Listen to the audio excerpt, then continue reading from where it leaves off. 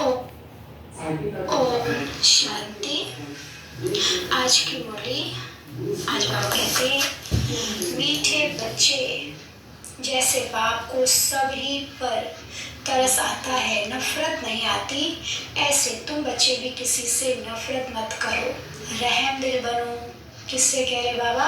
हम सब बच्चों को कह रहे हैं कि किसी से भी नफरत नहीं करो। आज सदगुरुवार की मुरली है, तो सदगुरुवार बाबा क्या कहता है, कैसे सदगति हमारी होगी? जब हर आत्मा से हमारा हिसाब किताब जुक्त हो जाएगा तो हम बाबा के साथ जा सकेंगे। तो इसलिए किसी से भी नफरत, बैर भाव, ईर्ष्या, द्वेष कुछ भी नहीं होना चाहिए, घृणा नहीं होनी चाहिए, और सब पर रहम करना चाहिए। बाबा कहते क्यों वो दुखी खुद क्यों है? क्योंकि वो अहंकार के वश, किसी विकार के वश, नेगेटिविटी के वश वो पड़े हुए हैं, तो इसलिए वो उल्टे हरकत करके अपने आप को ही दुखी कर रहे हैं। तो हमें रहम करना है, रहम दिल बनना है। आज प्रश्न पूछ रहे बाबा, रहम दिल बाप का सारे विश्व के प्रति एक ही प्लान है, वह कौन सा? उत्तर, सभी मनुष्य आत्माओं को तत्वों सहित पतित से पावन बनाना, मुक्ति और जीवन मुक्ति का वर्षा देना, यह एक ही प्लान बाप का है। तुम बच्चे बाप के मददगार हो, तुम्हें पहले अपने पर रहम करना है, श्रीमत पर चल अपने को पावन बनाना है, फिर सभी को विकारों रूपी गंदगी से निकालने की सेवा करनी है। क्या करनी है? विकारों रूपी गंदगी से निकालने की सेवा करनी है। गीत है, कौन आया मेरे मन के द्वारे। ओम शांति। श्रीमत पर चलकर हम खुद पावन बनेंगे और फिर हम दूसरों को भी विकारों रूपी गंदगी से निकाल पाएंगे। तो इसके लिए श्रीमत पर चलना तो बिल्कुल जरूरी है। आज बाबा कहते, कौन आया? बाप आया। कौन आया मेरे मन के द्वारे? बाबा आया। किसके पास? बच्चों के पास। बच्चे किसके पास आए हैं? बाप कहते मेरे पास। अब तुम सम्मुख बैठे हो, जानते हो बाप बहुत रहम दिल है। बाप जानते हैं कि इन हमारे बच्चों को माया ने बहुत दुखी पतित किया है, यह बच्चे नहीं जानते, बाप जानते हैं। तो बाप को तरस पड़ता है ना, नफरत नहीं आएगी। बाप कहते हैं मैंने तुमको सुख के संबंध में भेजा था, 5000 वर्ष की बात है। फिर ड्रामानुसार माया ने तुमको दुखी किया है। पहले तुम सतो प्रधान थे, फिर रजोतमो में आए हो। यहाँ यह मैं जानता हूँ, तुम मेरे बच्चे हो, मुझे ही आना होता है तुम बच्चों को पावन बनाने, राज्य भाग्य देने। बच्चे भी समझते हैं मैं बरोबर बाप आया है, प्रेम का सागर, शांति का सागर, हमको सुख शांति की दुनिया में ले जाते हैं। हम क्या समझते, बाबा आया, आत्मा को जब सुख मिलती है, आत्मा को खुराक मिलती है, तो समझ में आता है कि इसका पिता इसको सदगति करने वाला आया, हमें कहाँ ले जाने? सुख शांति की दुनिया में ले जाने। बाप जानते हैं यह माया ही सबका बड़े ते बड़ा दुश्मन है, इसलिए मैं आया हूँ, परंतु हूँ मैं विचित्र, इसलिए मुझे पहचानते नहीं। आगे समझते थे कि श्री कृष्ण ने आकर राजयोग सिखाया, स्वर्ग का मालिक बनाया था, परंतु कब और कैसे बनाया यह नहीं जानते। अभी बाप को बहुत रहम आता है, क्योंकि जानते हैं बच्चे माया अर्थात 5 भूतों के वश हो पड़े हैं, परवश हैं, उनको अब लिबरेट करता हूँ। बाप कहते हैं बच्चे अब मेरे कारण व इस भारत अथवा सारे यूनिवर्स के कारण तुम मेरी मत पर चलो, मुझे याद करो और रहम दिल भी बनो, सबको बाप का परिचय दो। जज लोग भी गॉड का कसम उठवाते हैं, परंतु क्यों? बाबा पूछ रहे, यह कोई नहीं जानते गॉड है कौन, सिर्फ गॉड कह देते हैं। फादर शब्द भी है, जब कसम उठवाते हैं तो उनको समझ में नहीं आता है, कह देते हैं गॉड फादर का कसम उठाओ, परंतु फादर को तो जानते ही नहीं है। अब तुम बच्चे जानते हो गॉड फादर है, कसम उठाते हैं क्योंकि समझते हैं अगर हम कुछ उल्टा कर्म करेंगे तो बाप सजा देंगे। जैसे घर में बच्चे उल्टा काम करते हैं तो उनको डर रहता है ना, बाप थप्पड़ ना मारे, वह कसम गॉड का उठवाते हैं, परंतु जानते नहीं कि गॉड कौन है, कैसे सजा देंगे। क्रिश्चियन लोग बाइबल उठाएंगे, कोई गीता उठाएंगे, समझते हैं गीता का भगवान श्री कृष्ण था, तो श्री कृष्ण को सामने रख क्षमा मांगते हैं। समझते हैं अगर हम झूठ बोलेंगे तो वह दंड देंगे, सामने रख किसको क्षमा मांगते हैं? श्री कृष्ण को, उनसे क्षमा मांगते हैं क्योंकि भगवान उनसे समझते हैं। बाबा कहते अब ट्रुथ तो बाप को कहेंगे ना, क्राइस्ट को सारी दुनिया ट्रुथ नहीं कहती, सदा ट्रुथ तो है गॉड फादर, परंतु उसको कोई जानते नहीं, बाबा को कोई जानता नहीं। जब बाप आए बच्चों को जन्म दे तब बच्चे बाप को जाने, अभी तुम बच्चे जानते हो बाप ने अपना बनाया है, इस माता द्वारा रचा है। कौन सी माता? ब्रह्मा मुख द्वारा रचा। हम ब्रह्मा मुख वंशावली ब्राह्मण बच्चे बने तो ब्रह्मा है पुरुष का शरीर, लेकिन उनके मुख द्वारा जब हमें अपनाया तो वो क्या होगी? हमारी माता, जन्म देने वाली। तो जन्म देने वाली माता ही कहलाएगी। तो रचा किसने? शिव बाबा ने। किसके द्वारा? ब्रह्मा माँ द्वारा।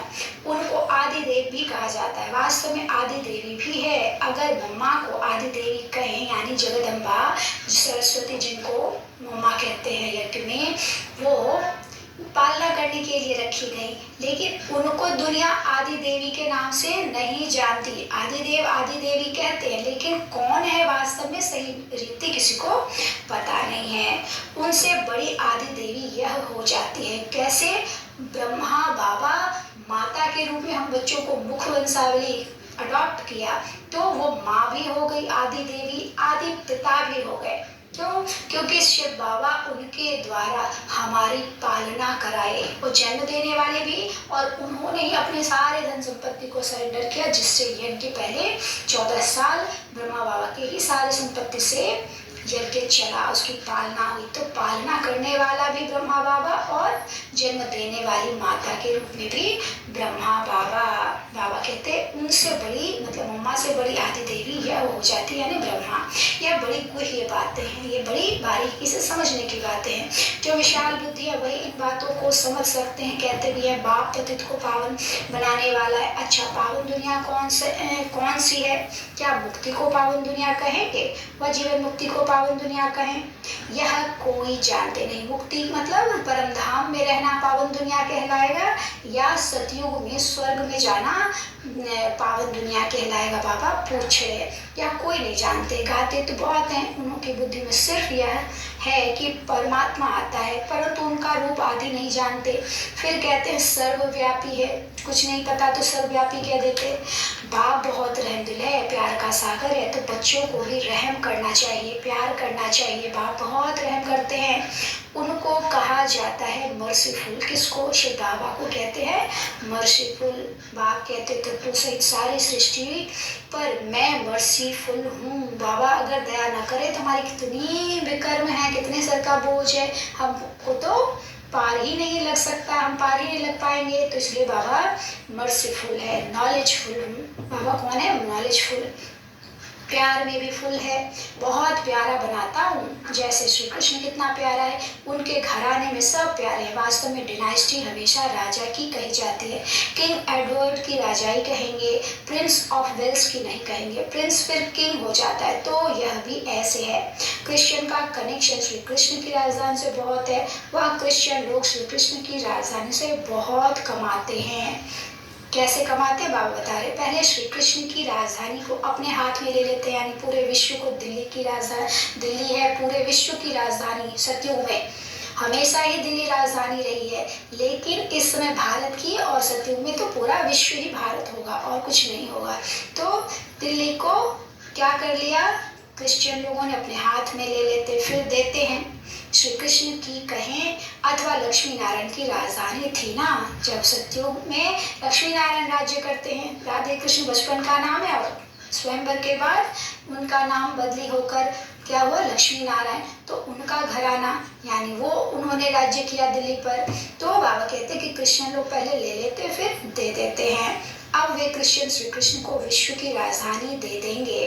कितना वंडरफुल राज है। अब वो ही श्री कृष्ण की राजधानी को मदद भी दे रहे हैं। आखिर सारी राजधानी श्री कृष्ण को देकर जाते हैं। क्यों? कहावत है ना, दो बिल्ले लड़े आपस में और माखन खा गया बंदर। तो वहाँ दुनिया विश्व युद्ध में फंस जाएगी और भारत अपना राज्य भाग के ले लेगा।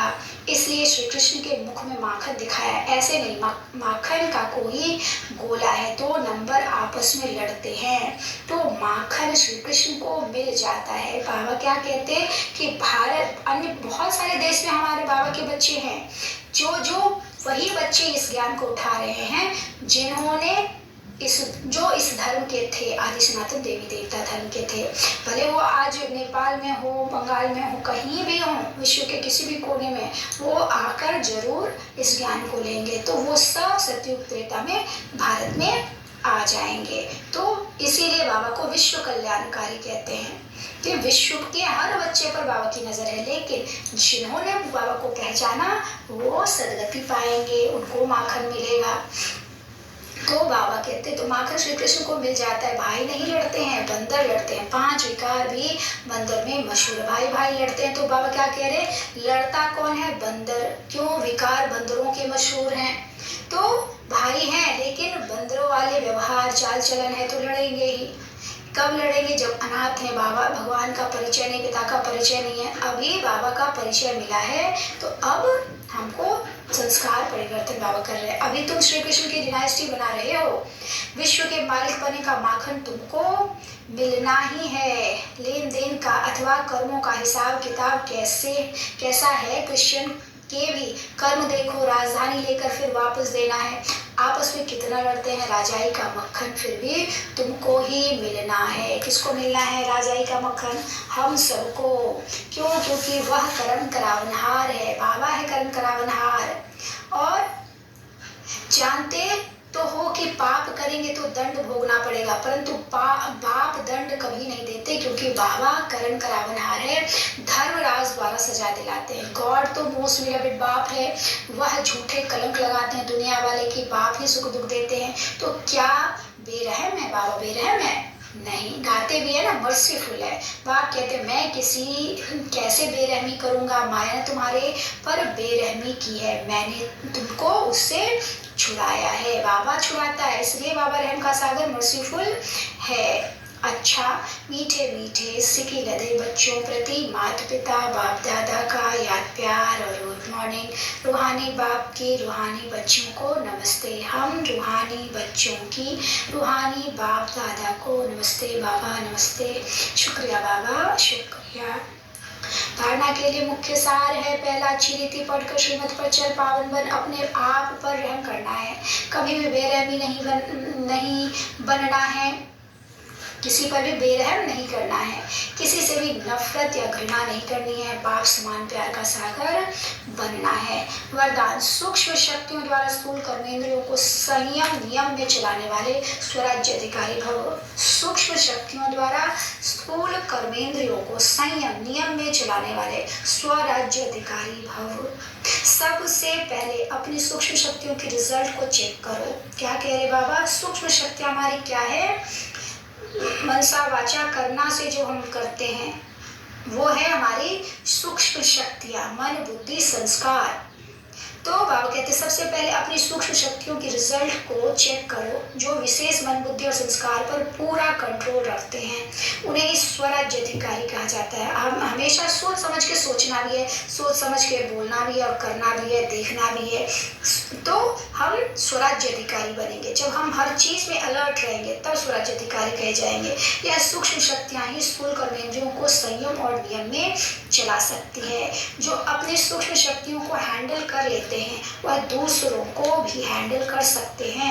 अपने पे कंट्रोल करें दूसरों को भी कंट्रोल कर सकते हैं। स्व के ऊपर कंट्रोलिंग और रूलिंग पावर सर्व के लिए यथार्थ हैंडलिंग पावर बन जाती है। अपने पर कंट्रोल करने वाले सर्व कंट्रोल कर लेते हैं। स्लोगन, जिनके साथ 1000 भुजाओं वाला बाप है वे कभी दिल सकस नहीं हो सकते। अच्छा, ओम शांति।